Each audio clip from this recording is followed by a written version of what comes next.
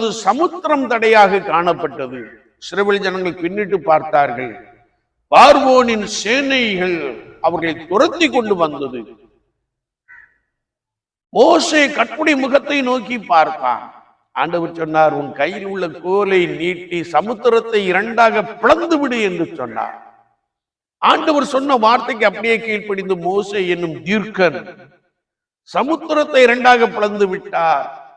இஸ்ரவேல் ஜனங்கள் வெட்டாந்தரையிலே நடந்து அக்கறைப்பட்டார்கள்.